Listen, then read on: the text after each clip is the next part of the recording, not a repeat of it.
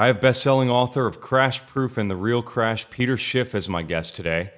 Peter accurately predicted the economic crisis in the United States, but whenever someone credits him with calling the crash, he's quick to warn that what happened in 2008-2009 wasn't the real crash. It was only a tremor before the earthquake. Peter, in your latest book, you assert that the United States is already bankrupt and should just declare bankruptcy and reorganize. In other words, take the pain for our debt sins now in a controlled fashion rather than risk a violent crash later. Do you still feel this way? Well, absolutely feel the same way, because the only way that we can avoid the inevitable is to keep creating more inflation and continue to blow air and asset bubbles that undermine real economic growth. So, right now the Fed is winding down QE4, and they're, pretending that they're going to start raising interest rates. But they actually can't do that, because of the enormity of the debt that we have. If interest rates actually went up, we lack the ability to pay. We can't service the debt at a normal rate of interest. The federal government can't do that. And so ultimately what's going to happen is the Fed is going to end up doing QE4. Right? Rather than raising rates, they are going to do more stimulus. Because as they've stopped quantitative easing, the economy is now heading back to recession. People, are looking in the rearview mirror when they look at these last couple of quarters of GDP growth. Most of the data that comes out about the U.S. economy has been negative, and it's been very negative for months. And so I think you're going to see a very rapid deceleration now that the Fed is no longer providing all the monetary support, and people are starting to brace themselves for higher interest rates. So this whole bubble economy that the Fed inflates, starts to implode without the air. And the big drag, of course, is it's all debt, right? We're all depending on American consumers to spend, but consumers are broke. They've borrowed too much money. The government's borrowed too much money. And the only way to solve these problems is to, allow the debt to, to be discharged. And people have to stop spending. They have to start saving. Government has to cut spending. The Fed has to let interest rates go up. But none of this is happening. All we're doing is trying to delay the pain by exacerbating the disease that's causing the pain. Yeah, but do you think our policymakers in this country have the guts to make such an unprecedented decision? Well, it's not even about guts. It's just it's where their priorities lie. They're concerned with getting reelected, and so they don't want to do something that jeopardizes their reelection. And dealing with these problems would do that, because in order to effectively deal with these problems, you have to admit that there is a problem. You have to admit what the source is. And politicians don't want to do that, because they basically have to admit they've been lying to the public for years, that all the things that the government has done to help the economy have actually made it worse, and that the tough medicine that's required now is a result of all the snake oil that the politicians have been spoon-feeding us all over the years, and which has allowed the problem to get worse. So they just their own self-interest is to pretend that the problems don't exist, or to try to get the Fed to cover them up, and that's what's going to happen. You're seeing this now. The oil market is going down, and people are worrying. Well, is this going to be a problem for the stock market? It's not that the oil price going down is the problem. It's just indicative of the problem. Oil prices were propped up by the Fed. So were home prices, so were stock prices. And if the Fed is not going to be there anymore, all the prices that were influenced by QE are going to come down. And since, the U.S. recovery was a function of inflated asset prices, as these asset prices deflate, then the recession is going to return. And of course, what is the government's response? It's going to be more QE. But the real issue is that the recession is part of the healing process. It's part of what is necessary. the reason we don't have real economic growth, the reason that the poor are getting poorer, the divide between the rich and the poor are growing, the middle class is disappearing, right? People are reporting great dissatisfaction with the economy. Look at the voters who voted Republican in the midterms, very upset about the direction of the economy. Real incomes are falling. Household net worth is declining. Home ownership has plunged.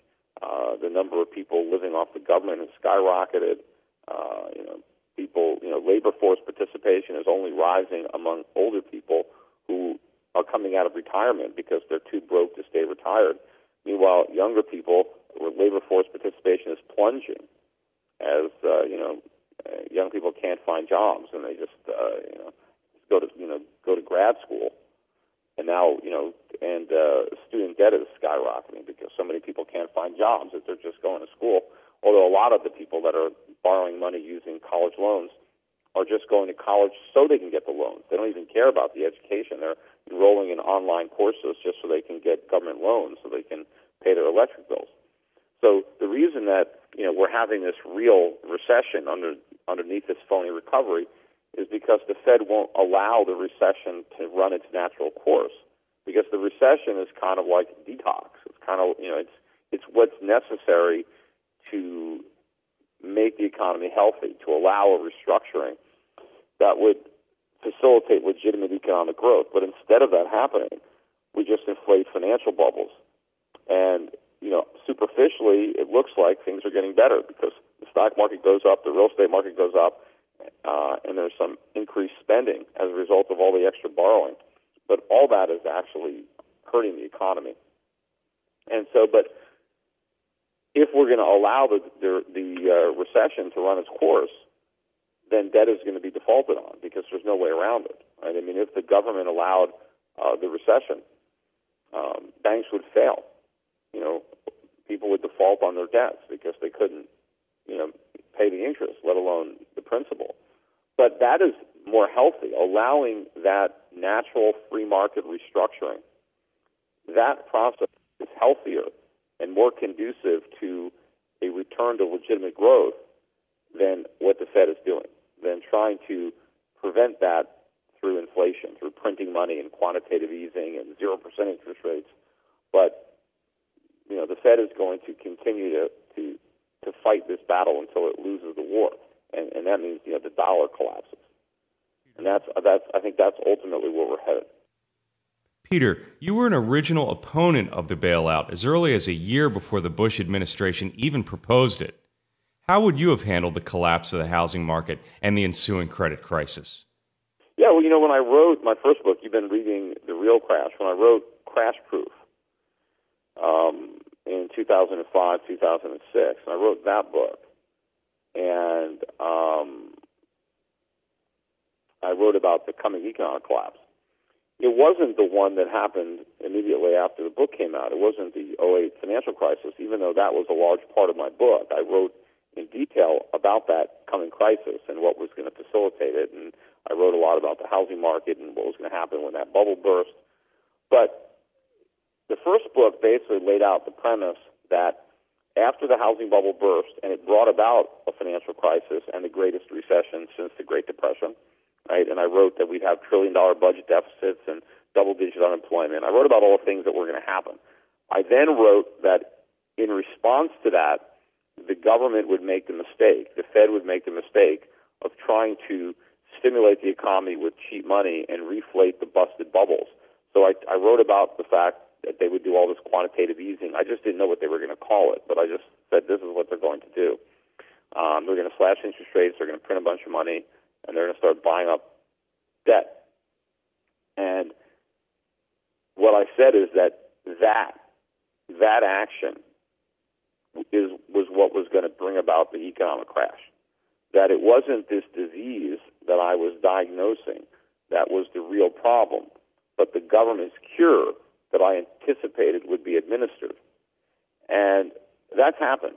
The only thing that's happened that has surprised me from the vantage point that I was at back in 2005 when I was writing that book is the length of time that has transpired between the 2008 financial crisis and the economic collapse that I thought it would usher in, because it hasn't happened yet.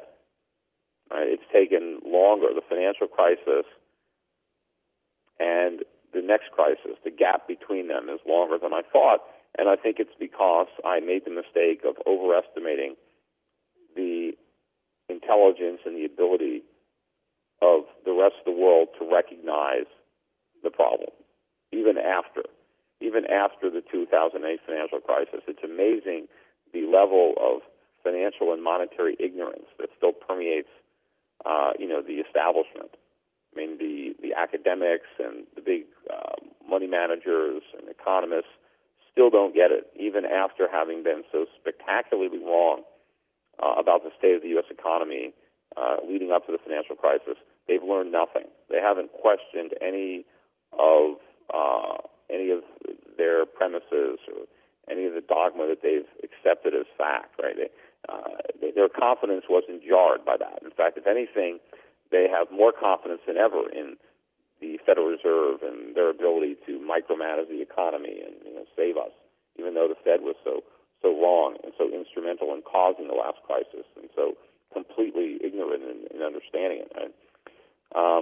But I think that crisis is coming, and it's. I think what's going to start it is going to be as the U.S. economy relapses into recession officially, maybe as soon as next year, and as the Federal Reserve has to call off the rate hikes and replace it with QE4, maybe then the light bulb will start to go off, in enough people's heads to perceive the box that we are in. Right? And the reason that people have confidence that this is going to work is because they believe that it's all temporary, that the low interest rates are temporary, that the Fed can, remove the stimulus, shrink its balance sheet, and everything's going to go back to normal.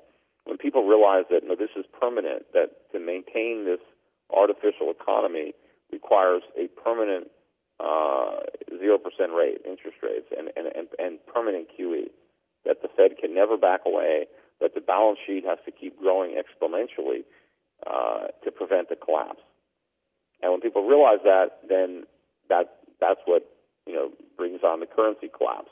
Because if it's true that the Fed can never raise rates, and if the Fed has to keep on printing money forever, and there's no end game, there's no exit strategy, then there's no way to stop the dollar from collapsing.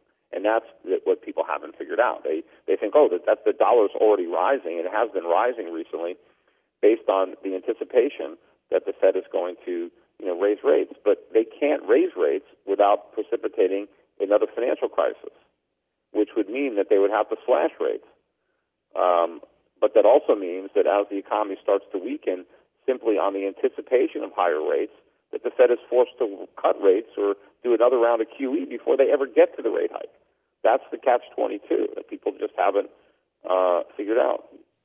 Peter, we'll unveil what that coming crash will look like in part 2 of our discussion.